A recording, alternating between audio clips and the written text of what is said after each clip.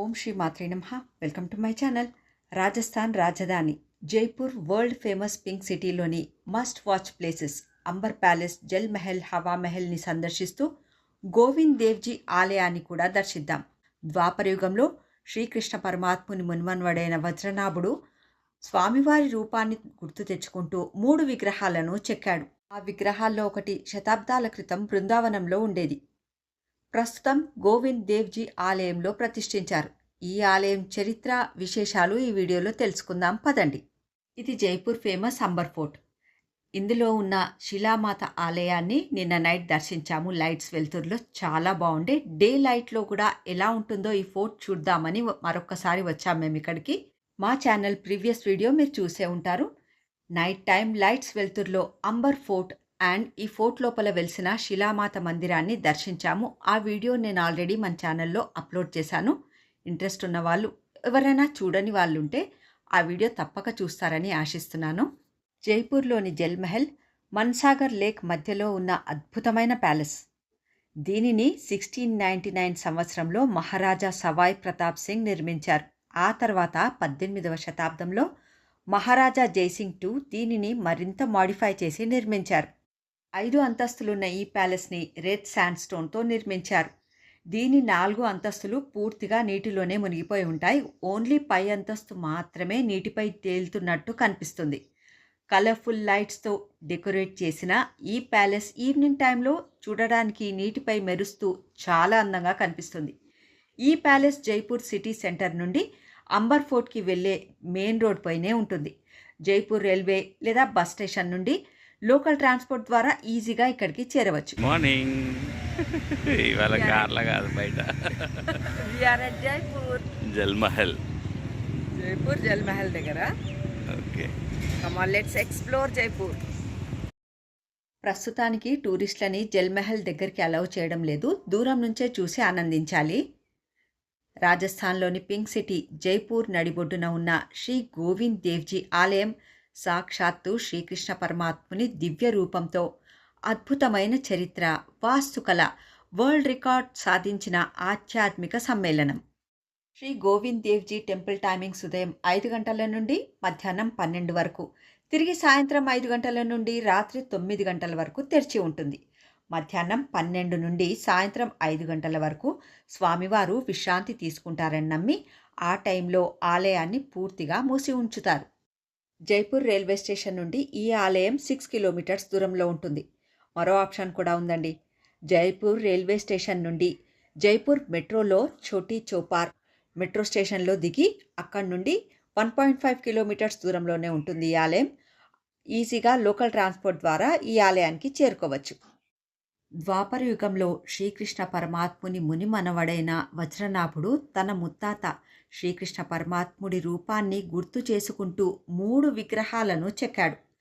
ఆయన చెక్కిన మొదటి విగ్రహంలో శ్రీకృష్ణుని పాదాలు మాత్రమే ఉన్నాయి. ఆ విగ్రహమే మథురలోని మదన్ మోహన్జీ ఆలయం. రెండవ విగ్రహంలో శ్రీకృష్ణ పరమాత్ముని వక్షస్థలం పోలి ఉంటుంది. ఆ విగ్రహమే కరౌలీలోని గోపీనాథ్జీ ఆలయం.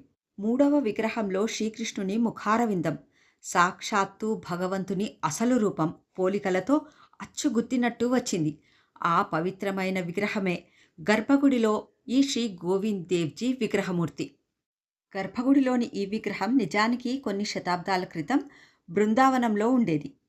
మొఘల్ చక్రవర్తి ఔరంగజేబ్ హిందూ దేవాలయాలను ధ్వంసం చేస్తున్న టైంలో ఈ పవిత్ర విగ్రహాన్ని రక్షించడానికి పూజారులు రహస్యంగా తరలించారు.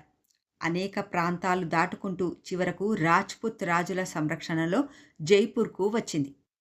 జైపూర్ నగర నిర్మాత అయిన మహారాజ్ సవాయ్ జైసింగ్ II 1735లో ఈ విగ్రహాన్ని తన సొంత రాజభవన ఆవరణలో ప్రతిష్ఠించారు. ఈ ఆలయ నిర్మాణం ఒక అద్భుతం. ఆలయ ప్రధాన మండపం గిన్నిస్ బుక్ ఆఫ్ వరల్డ్ రికార్డ్లో చోటు సంపాదించుకుంది. ఈ భారీ హాల్ను సుమారు 119 అడుగుల వెడల్పుతో నిర్మించారు. ఆశ్చర్యకరమైన విషయం ఏంటంటే ఈ విశాలమైన హాల్ రూఫ్ మధ్యలో ఎలాంటి పిల్లర్స్ లేకుండా నిర్మించారు.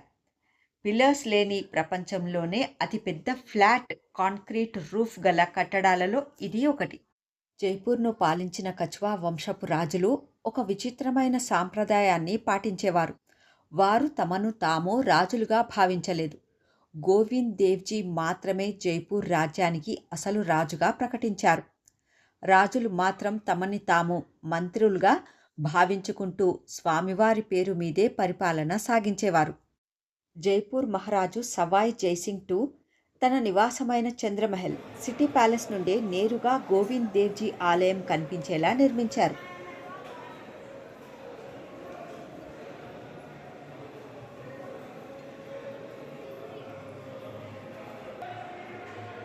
ఈ ఆలయంలో భక్తులకు రోజంతా దర్శనం ఉండదు. ఒక రోజును 7 భాగాలుగా విభజించి ప్రత్యేక సమయాల్లో మాత్రమే తెరలు తొలగించి భక్తులకు దర్శించడానికి అనుమతిస్తారు. దీనిని ఝాంకీలు అంటారు.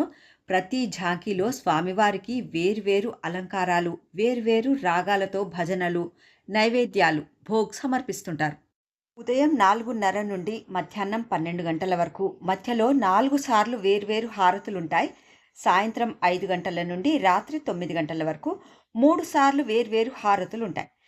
మీరు టెంపుల్కి వెళ్ళేటప్పుడు హారతి టైమింగ్స్ మార్నింగ్ 7:45 లేదా ఈవినింగ్ 6:30కి వెళ్తే ఆలయ వైభవాన్ని, భక్తుల కోలాహలాన్ని చూడవచ్చు. జైపూర్లో దివాళీ కంటే ఇక్కడి జన్మాష్టమి, హోలీ పండుగలు చాలా ఫేమస్ అండి. జన్మాష్టమి రోజున అర్ధరాత్రి స్వామివారికి జరిగే ప్రత్యేక అభిషేకాన్ని చూడడానికి దేశ విదేశాల నుండి లక్షలాది మంది భక్తులు తరలివస్తారు. ఆ టైంలో ఆలయ ప్రాంగణంలో మొత్తం భక్తి పాటలు, నృత్యాలతో బృందావనంగా మారిపోతుంది ఈ ఆలయం. మీలో ఎవరైనా జైపూర్కి వచ్చినట్లయితే ఈ మస్ట్ వాచ్ ప్లేసెస్లో ఏ ప్లేసెస్ని సందర్శించారో నాకు కామెంట్స్లో చెప్పండి. ఆ ప్లేసెస్ అన్నిట్లో మీకు నచ్చిన ప్రదేశాన్ని కూడా తెలపండి.